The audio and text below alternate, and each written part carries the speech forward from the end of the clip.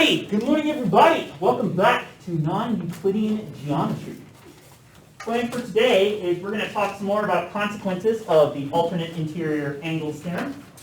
And then we are going to talk about the exterior angles theorem. And all of these are going to be results that hold true in neutral geometry, meaning geometry where we assume the incidence between this and congruence axioms all hold, but we don't necessarily rely on having any sort of parallel properties to it.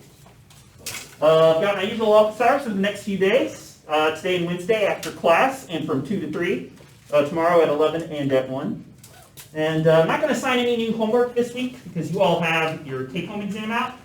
So no homework or quizzes for a while. But keep in mind you do have your take-home exam that will be due a week from now.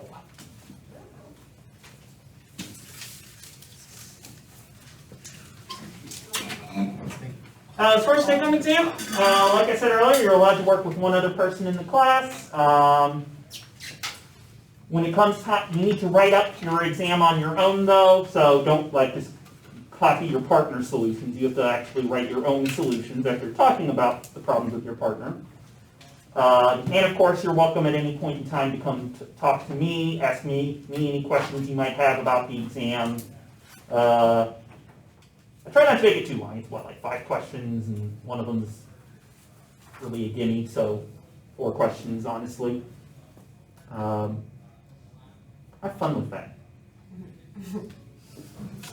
Any questions or comments before we get started for today? Oh, in-class exam. Kind of back to the in-class exam. It's going to be 50, however many points the take-home exam I decide to make it out of. Each is going to be worth half of your overall midterm grade. I will be posting solutions over the next couple of days. I have one student I'm waiting to hear back from on if he's actually going to take the exam or not.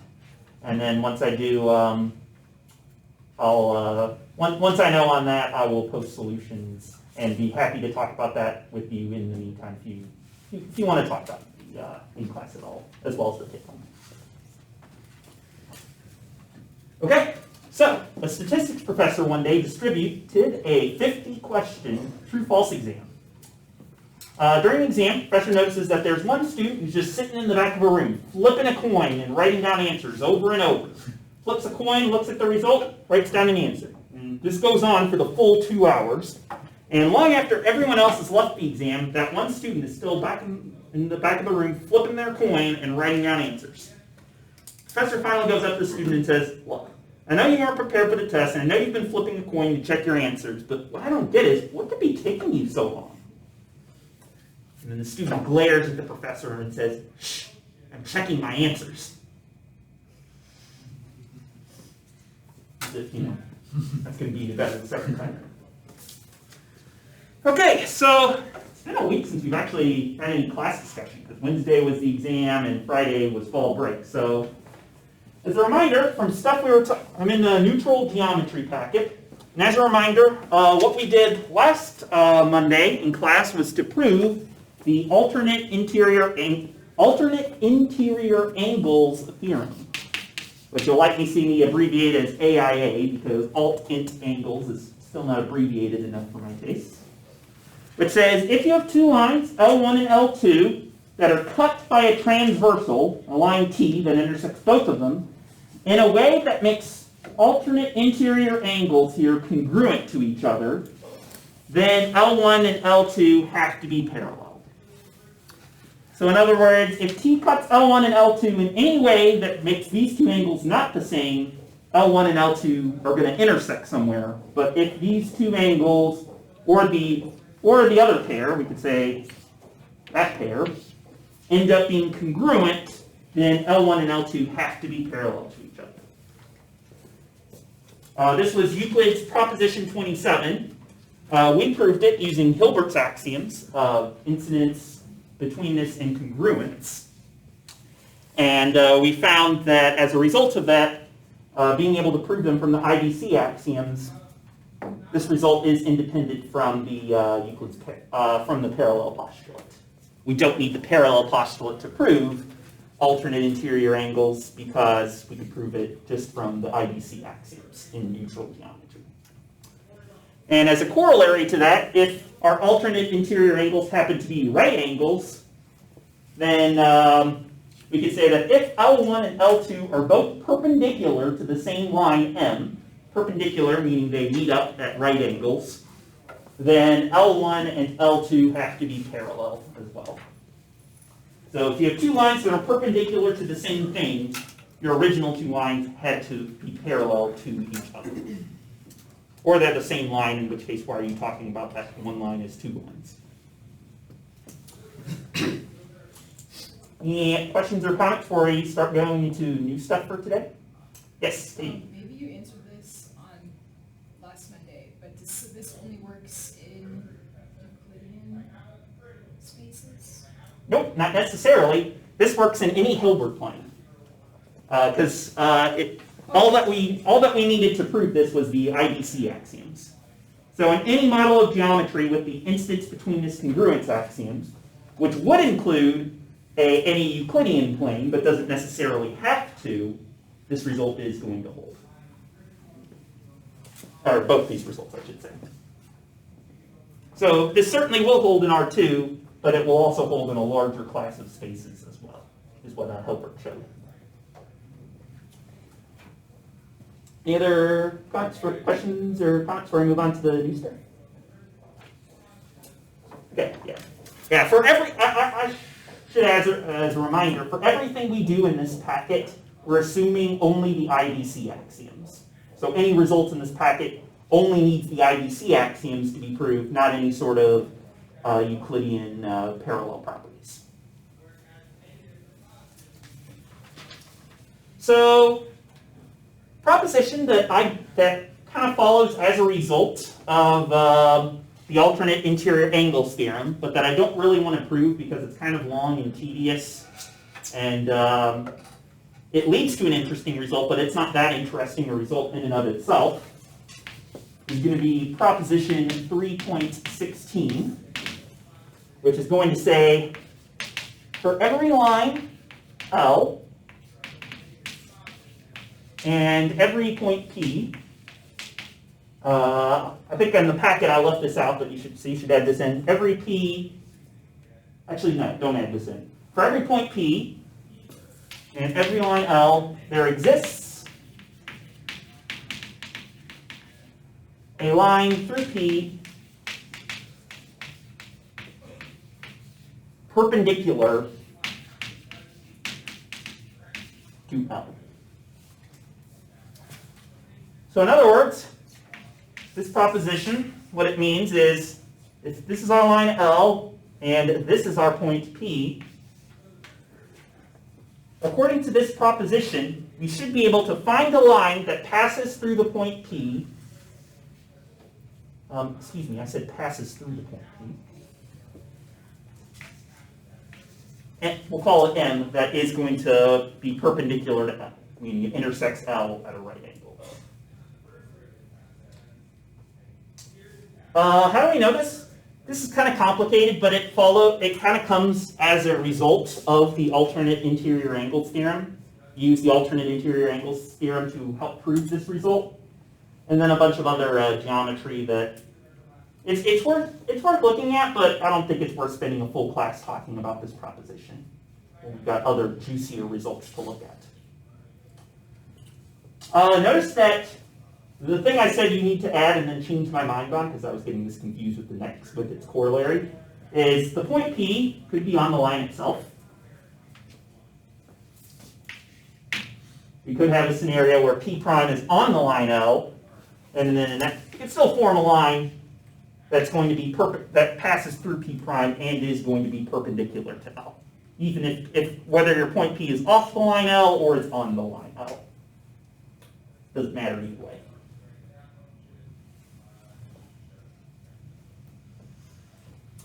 So the reason why I bring up this proposition is because you can have a corollary to this proposition that's going to be more spicy than the proposition itself, in which we can basically replace the word perpendicular with parallel and say that, as a corollary to this, if L is any line and P is a point not on L,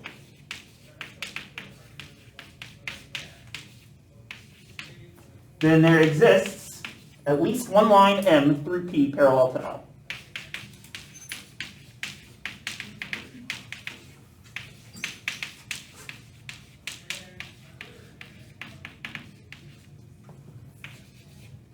M through P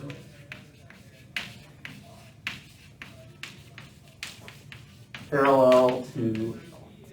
So in other words, if I give you a line L, and if I give you some point P, and this time it's required that our point P is not a point on the line L, then we should be able to find some line M that both passes through P and is going to be parallel to L.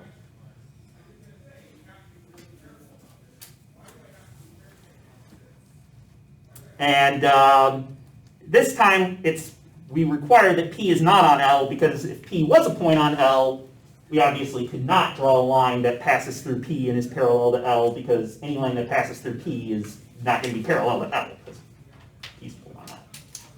So this time we specifically do require that P is not a point on our line, but this corollary guarantees the existence of a parallel line through P that is parallel to L in any model of neutral geometry.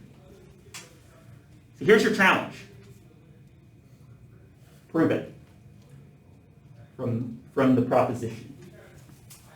Let's go ahead and take a couple minutes, talk with your neighbors, and see if you can find a way to use this proposition, which guarantees a perpendicular line's existence, and see if you can use this proposition to prove this corollary. That given any line L, any point P not on the line L, there exists a line M through P that is parallel to L.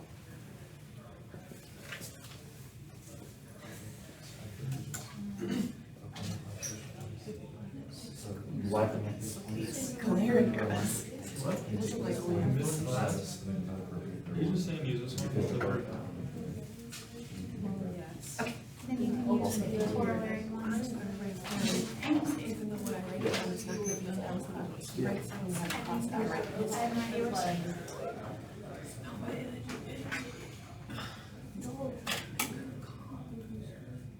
What's that? Maybe.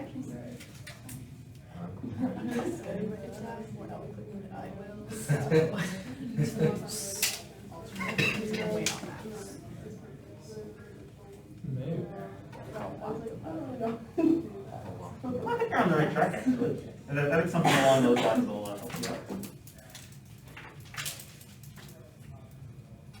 Well, what do you say? But if you feel like you have a solution, or if you feel like you have no idea where to start, turn to one or more of your neighbors and see what their thoughts are on the matter. I think just do it. Do it again. I know subtle thoughts. So, Why the proposition? Why should you need support? how's it going, friends? That way it's more efficient. So Yeah. you don't want it on the other. So, yeah, that makes sense. Like from line L, you were perpendicular line Not L. parallel. Right. So I think that's like Perpendicular kind of one of from the one. reasons why it has that one. So now we gotta prove that So that I line think is parallel. potentially So it's possible it's still have one intersects it, but it's also possible And to the one- have a line that doesn't. Right. Yeah. Yeah, that's actually the right result of the first corollary that I erased.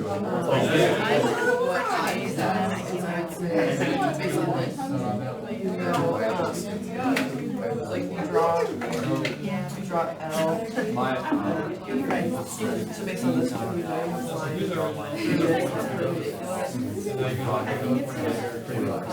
And then you can use that as call this so P is on it, but that's okay for this proposition. So then you know that there's this line through P is perpendicular. So then you do that. John. And then you have Done? It's not parallel. All right, I'll just move on to this side. Give me my. So what were your all's thoughts on this one? Yeah, because once So you let's have a do bunch of the like P these now, theorems and stuff, I came and, to the we first only took piecing which there's You could, I think I would also draw a line perpendicular, just a line that's perpendicular. Okay, so slide prop. Yeah. Just like, just tell them. And then that line to the corollary one would be perpendicular. If you So we're perpendicular to the, perpendicular to the, so it's, I like it. Yeah, nice work. I think we did great. if we want to go ladder. All right, so walking around the room, it sounds like most of the groups I was eavesdropping on have an idea on how to approach this one. Anyone like to share their thoughts on how we can use proposition 3.16 to prove this corollary? Luke, what was your thoughts? Well, What were your thoughts? we've already shown with prop 2.16 that every line there's a parallel for where P is not on L. That there is a perpendicular, call it line M. I'm going to call it M hat, because I don't think this is going to be the M that you want to use as the Okay. M in this result. Then we've also shown that if P is incident to the line, there is a perpendicular through P, so you can put a perpendicular to M. Ooh, okay, that passes through P. Yes. Ooh, okay, so you're applying the proposition a second time. And since it fulfills the alternate interior angles theorem, because they're both right angles, M and L are parallel. Ooh, because they're both perpendicular to the same thing, this M hat. Actually, I don't like the name M hat. I'm going to call it T, because they're transversal from alternate interior angles theorem. We can use alternate interior angles theorem to say that since M and L, since these meet up with congruent right angle alternate interior angles, this M and this L are going to have to be parallel. I like it. Yeah, I think most groups, as I kind of walked around the room, had the same idea of apply proposition 3.16 twice to kind of get your M by applying it once to get a line T that passes through P and is perpendicular to L. Apply it again to get a line M that's perpendicular to T that passes through P. And then M and L are going to be parallel by either the alternate interior angles theorem or a little more easily by the corollary that we started class off with. That if you have two lines that are perpendicular to the same thing, they must be parallel to each other. So yeah, I'm going to write this. Let's write this down.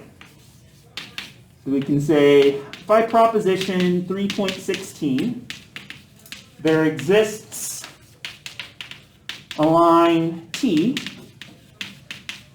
through P that is going to be perpendicular to L. And then again, by proposition 3.16, you can say that there exists a line M through P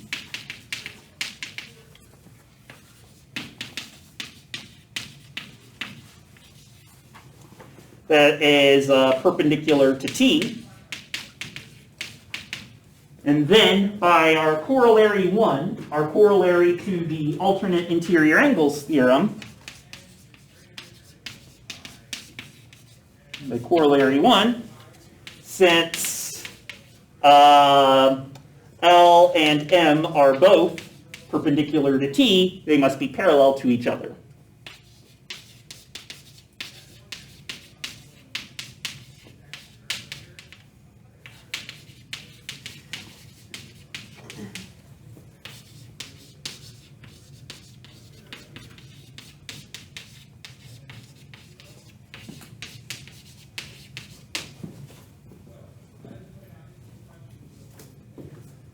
Any questions or comments relating to that? Okay, yeah, nice job, Luke, and nice job all the different groups that basically came up with this approach. Take something is not a good right angle. Whatever. Take something perpendicular to L that passes through P using the proposition. Take something that passes through P and is perpendicular to T using the proposition. And here, we do need that our proposition works not only for points off of L, but for points on it. Because in the second case, when we find a line M that's perpendicular to T through P, we're using a point P that's on the line T. And then, since M and L in this case are both perpendicular to the same transversal, they have to be parallel to each other. Why do we care about this corollary? I think this corollary is a much more interesting result personally than the proposition. Where have we seen something similar to what this corollary is saying before? Zach? Like Euclid's parallel postulate, because it doesn't have the uniqueness to it.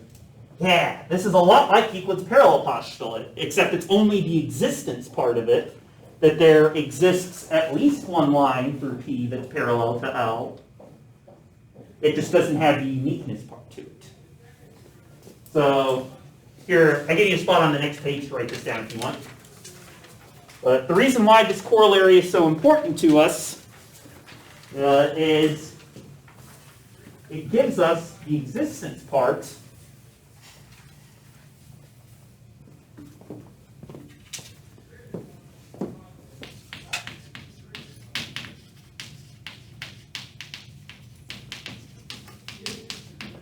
of Euclid's parallel postulate.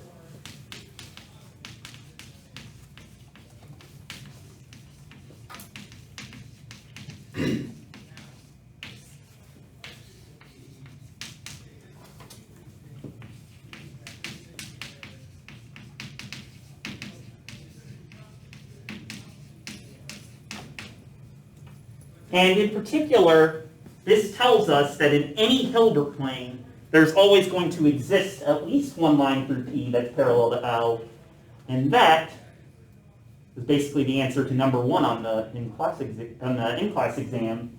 That's why Hilbert's Euclidean axiom of parallelism only says that there exists at most one line, because you can prove in any Hilbert plane that there has to exist at least one line as a result of this corollary, is what we just did. Thus, the H. Hilbert's Euclidean axiom of parallelism only needed to say at most one line exists,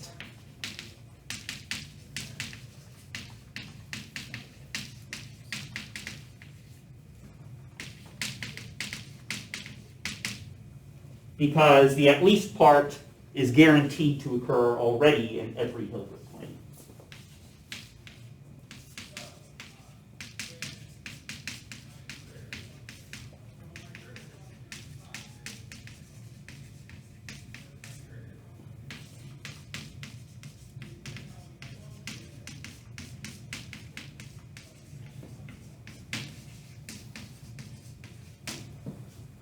So, I mentioned this in the continuity axioms packet, but we hadn't actually seen why until now.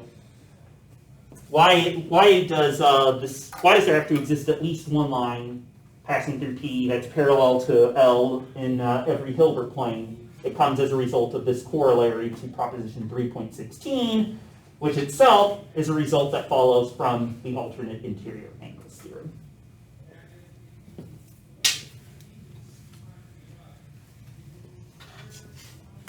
You notice, though, in this corollary, we proved that at least one line had to exist. We did not prove that at most one line exists, because in general, if all that you know is that you're working in a Hilbert plane, meaning you're not assuming any sort of parallel property, it's possible that more than one line M that's passing through P in parallel to L exists. You can't necessarily prove that an arbitrary Hilbert, you can't prove in an arbitrary Hilbert plane that this line M is going to be unique. You can only prove that there's at least one line M that'll get the job done.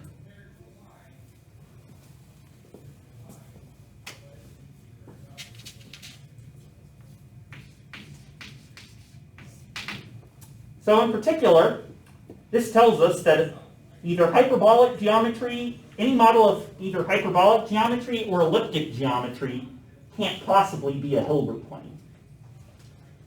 Which one? You recall elliptic geometry is where there's no parallel lines. Hyperbolic is where, given any line L at any point P, there has to exist multiple lines through P that are parallel to L. According to this corollary, which of those elliptic or hyperbolic cannot possibly become a Hilbert plane then? Jared? Elliptic. Yeah. So as a corollary to this, we can say that any model of elliptic geometry, elliptic meaning there are no parallel lines,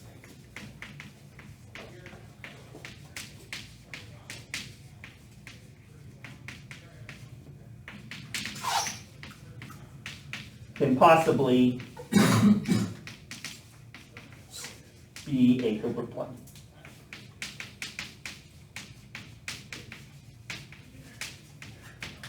Why? Because in a Hilbert plane, according to this corollary, given any line and any point not on the line, you can always find some parallel line M through P to L. Well, if you're working in a model of geometry that doesn't have any parallel lines whatsoever, then it's going to turn out to be the case that this corollary can't possibly be true, and since this corollary has to be true for any Hilbert plane, therefore any model of elliptic geometry can't possibly be a Hilbert plane. Oh my goodness, that was embarrassing. Any questions or comments? Does anybody remember our kind of go-to model of elliptic geometry that we've seen a few times now? Jared? There's the surface of a sphere where points are antipodal. Yeah, or not even necessarily. Hush! Don't spoil the exam. But our model of the sphere are lines where points are just individual points on the sphere, and lines are great circles on the sphere. That was kind of our go-to model of spherical geometry, where like the equator or this line right here could be considered lines. And here's a point on the sphere. Boom. What this corollary tells us is that this spherical geometry does not form a Hilbert plane. Dr. Ursula, why doesn't spherical geometry form a Hilbert plane? What axiom does it break? We will see. Something to think about in the meantime. Yes, Elaine? I just think you're very threatening. Good. Okay, so next up, I want to talk about, instead of talking about the alternate interior angles theorem, I want to talk about the exterior angles theorem, which is a theorem relating to properties of angles involving triangles.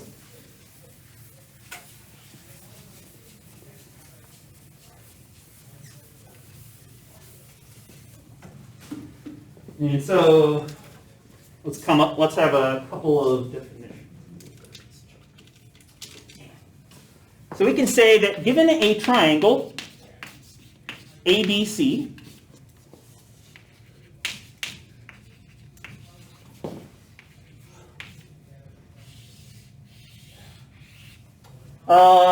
we're going to say that an angle that's supplementary to an angle in the triangle is going to be called an exterior angle of the triangle.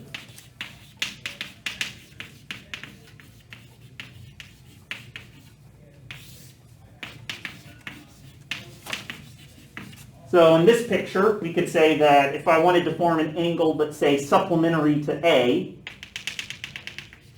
we could say this angle. So angle Hey Megan, do you want angle dab or angle bad? Ankle bad. Angle bad. Angle BAD here is going to be an exterior angle to this triangle because it's supplementary to angle BAC inside of the triangle.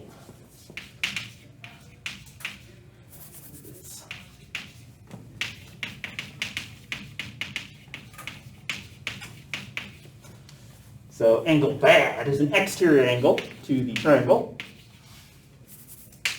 And given some exterior angle, we can talk about that angle's remote interior angles in the triangle, in which it's basically going to be the other two angles inside the triangle other than the one that it's supplementary to. So the other two angles in the triangle are that angle's remote interior angles.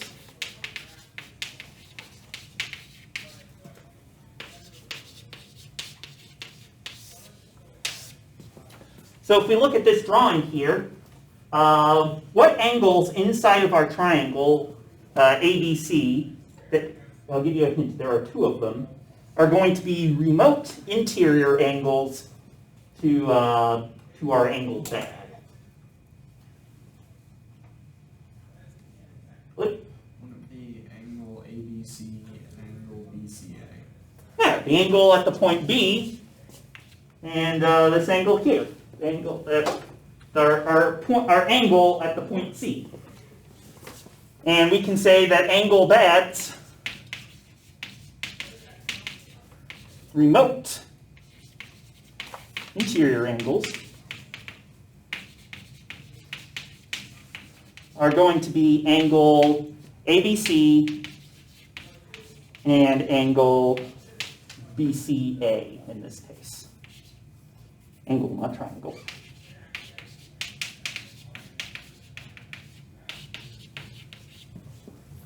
So in other words, if you're given some triangle like this, exterior angle is just something that's supplementary to one of the inner angles in the triangle. Remote interior angles are the angles in the triangle that don't involve, other than the one that your exterior angle is supplementary to.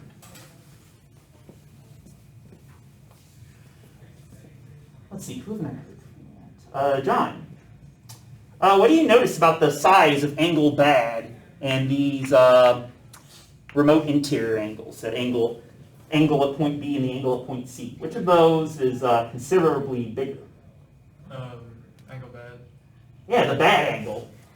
The angle that's exterior. It's going to turn out that no matter how I drew this triangle, that's going to happen. What the exterior angles theorem is going to say is that any exterior angle to a triangle is always going to be bigger than both of the remote interior angles.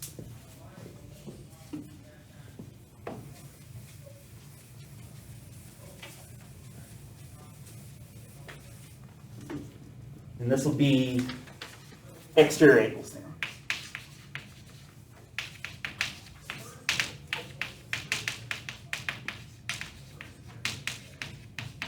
Which you might see me write out as the EA theorem from now on. It says exterior angle of a triangle, at least in a Hilbert plane, must be greater than either of its remote interior angles.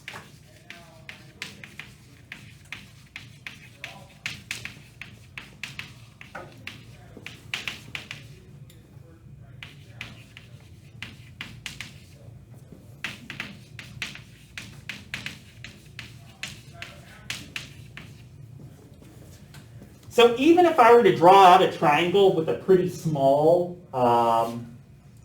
exterior angle, like say if this was our triangle,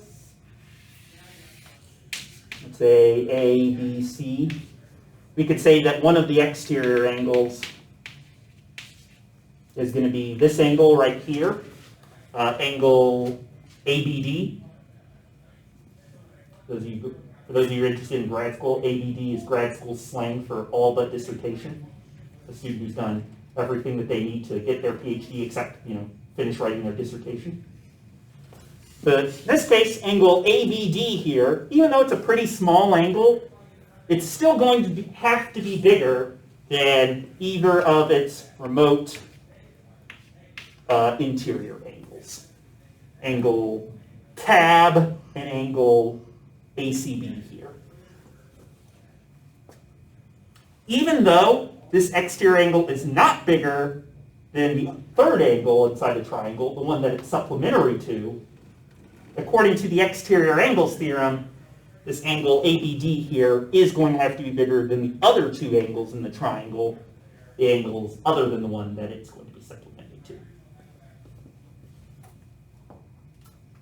And no matter how I drew this triangle, that should happen, according to this theorem, if I'm working over a Hilbert cap. Questions or comments about the statement of the reason? I've got a question.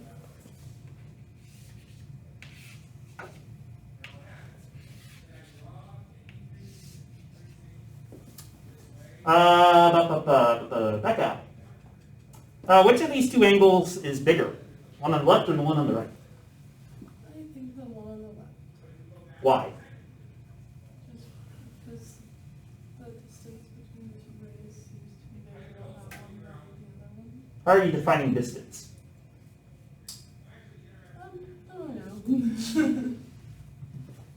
know. So here we're not necessarily working over R2. I'm making a statement that's supposed to work over an arbitrary Hilbert plane. So what's it mean to say, let's get these names. A, B, C, D, E, F. What does it mean to say that angle ABC is bigger than angle DEF without having to rely on some Euclidean notion of distance? And no, you're also not allowed to use the words degrees or radians or gradients. Link?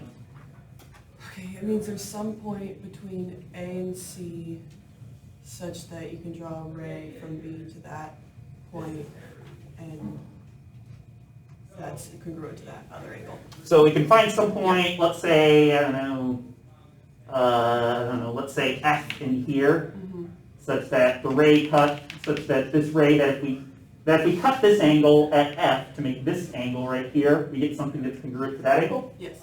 Indeed. Yeah, so if you recall, back when we were looking at the congruence axioms, we said as a definition of what does it mean for one angle to be bigger than or smaller than another angle, the bigger angle is bigger than this angle if there exists some ray inside of angle ABC here, such that the new angle formed here is congruent to this other one over here. So in other words, this one is bigger than that one if we can make a copy of this smaller angle inside of the larger angle. Where what does it mean for these two angles to be congruent is, well, it's whatever your definition of congruent is for angles. If we're working in an arbitrary Hilbert plane, we don't necessarily have a definition for what does it mean for two angles to be congruent, but this is what it meant for one angle to be bigger than another one. And is the definition you should use in number 4 on the take-home exam.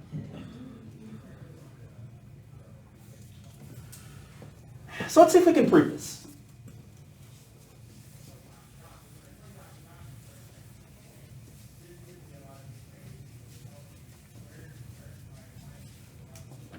So I'm going to draw a picture that we'll work with. A here, we'll have a B here, and we'll start with a C. So this will be the triangle that we're looking at. And the exterior angle we're going to be considering is going to be this one. So if this is our picture, first of all, we would like to show that angle ACD, in this case, has to be bigger than which two angles?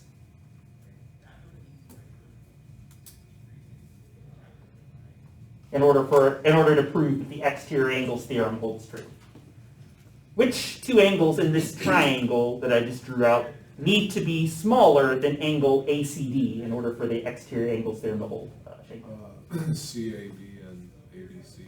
Yeah, this one and what was the second one you said? ABC. And ABC. Yep. Yeah, we need to show that angle ACD is bigger than the two angles that I've drawn arrows to. And what we're going to do is we're going to show that it's bigger than angle CAB, than this angle. And the proof that it's bigger than this angle is going to be pretty similar. So we're not going to prove that one. So proof. We're going to let ABC be a triangle. Have an exterior angle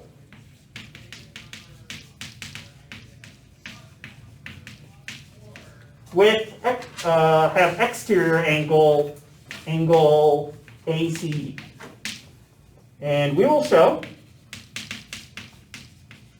that our angle ACD has to be bigger than the angle CAB, and then angle ACD greater than angle ABC will be similar.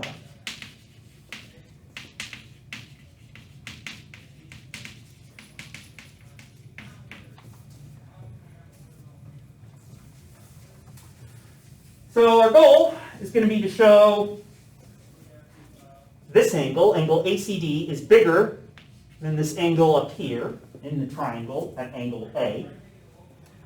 We're going to do a reducto ad absurdum proof, which means we're going to assume the opposite of, well, actually, do we want to do reducto ad absurdum? No, let's do a cases proof. I changed my mind.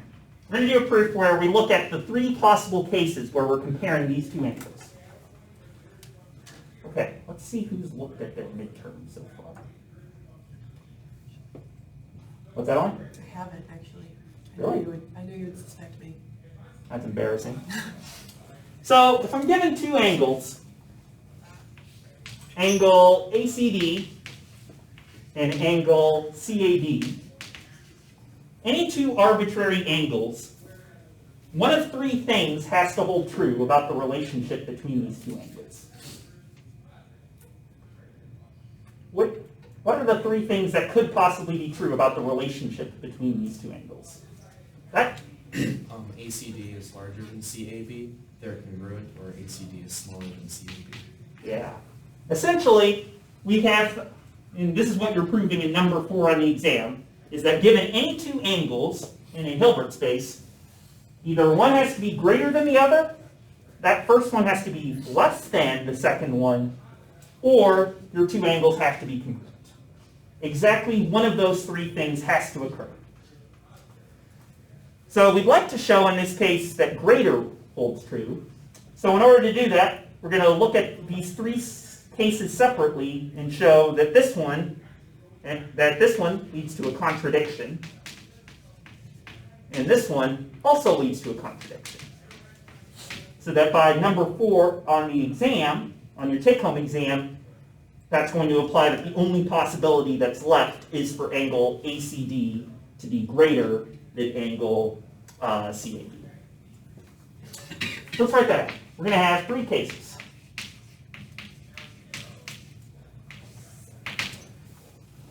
Brianna, which case do you want to look at first?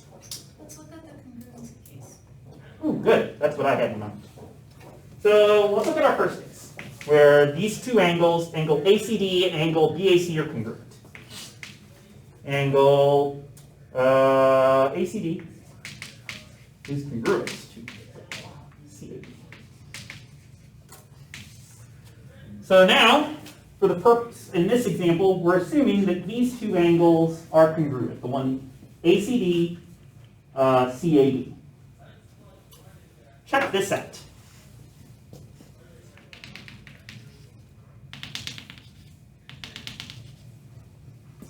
I just found me a transversal. We can say that in this case, that line AC acts as a transversal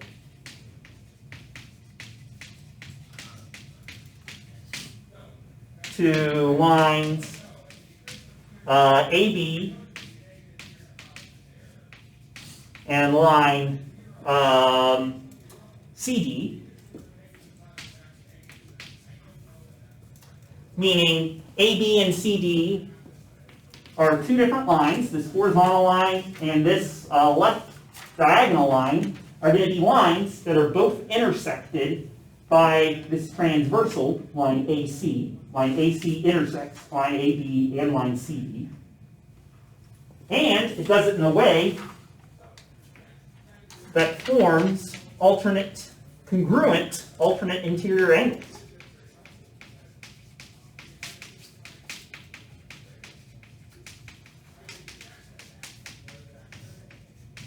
Specifically, if we look at how AC intersects CD and AB, we have one interior angle right here, and we have another alternate interior angle to this point to this transversal intersecting the two lines in a way that forms congruent angles. So Megan, if line AC acts as a transversal to lines AB and line CD in a way that makes congruent alternate interior angles, what does that imply? Implies that line CD and line AB are parallel. Yeah, that would imply that since we have congruent alternate interior angles going on, by the alternate interior angles theorem, these two lines that are being transversed should be parallel. Thus, by the alternate interior angles theorem, lines AB and CD are parallel to each other.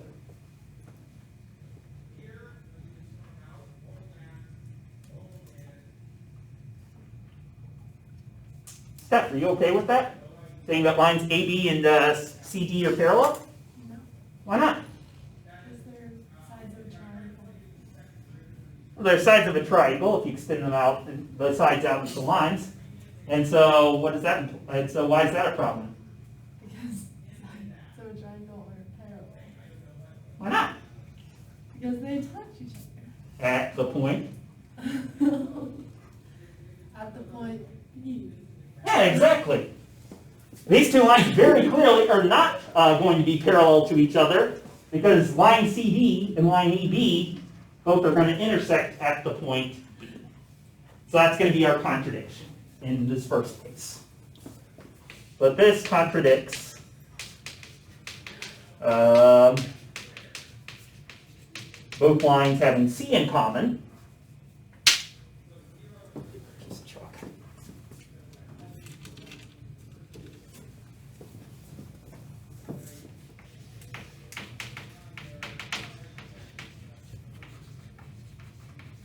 Contradicts both lines passing through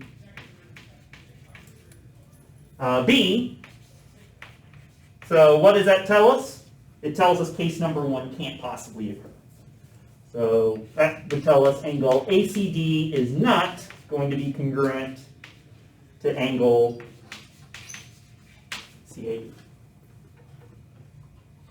Because if they were congruent, then the alternate interior angles theorem would imply that AB and CD don't intersect, when very clearly, as Seth pointed out, they do intersect, because they're both sides of the same triangle that intersect at vertex B here.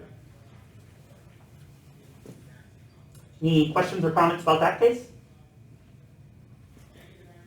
So it's going to turn out to be the case as well, that if we looked at the case where ACD is less than angle CAB, we should be able to arrive at a contradiction as well. And that in turn would imply, well, if this one isn't congruent to that one, and it's not less than that one, then the only remaining possibility is that it's greater, which is what we want to show. But we seem to be out of time for today, so we will finish the proof off then on Wednesday.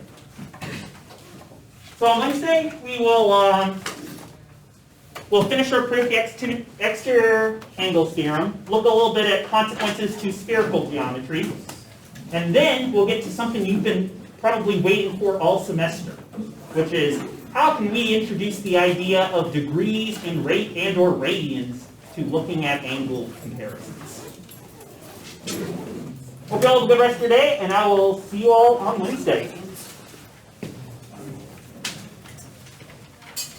Dr. Driscoll, So, I was doing some addition, and I think. did I miss your exam? Yes, yeah. I think I just missed one point. You check point there, you check point there.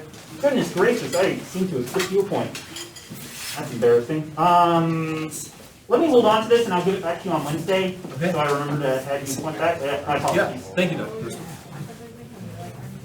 Thanks, Dr. G. Have a good one.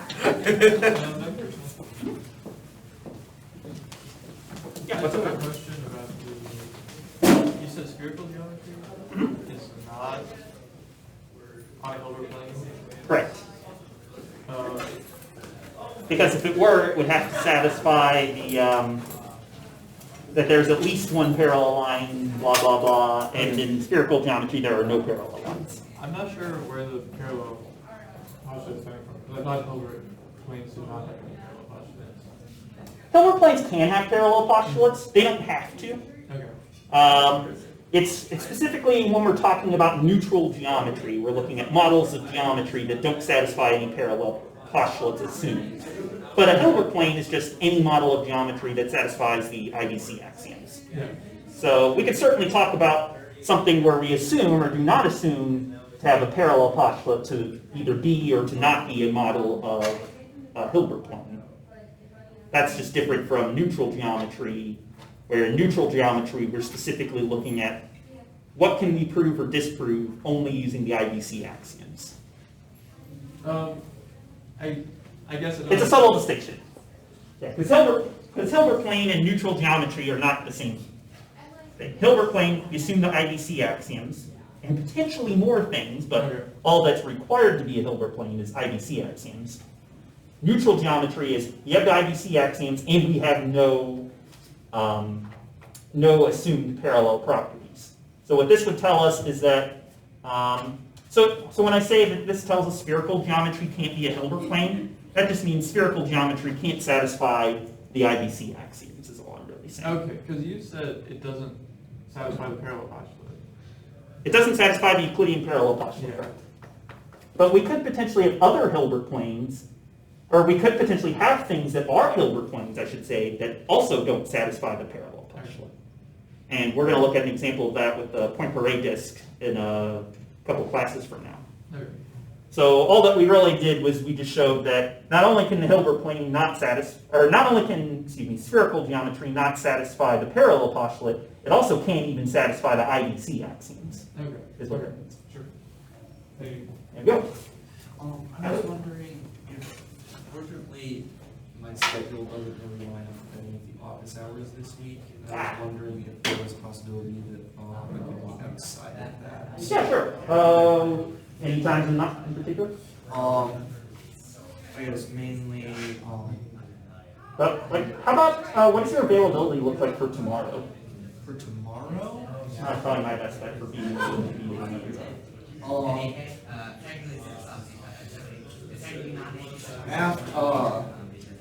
I have a class from 1 to 2 tomorrow, so it's after. Let's see. That meeting's happening Thursday this week. So I can meet after 2. You want to come by after your 1 o'clock class tomorrow? Yes. Sounds good. All right, perfect. Let's see then. If you don't mind, send me an email to remind me that Okay. you said this, just so Yes. I don't forget and try and duck out after 2 o'clock. Yeah, I guess I would like to go over I'd like to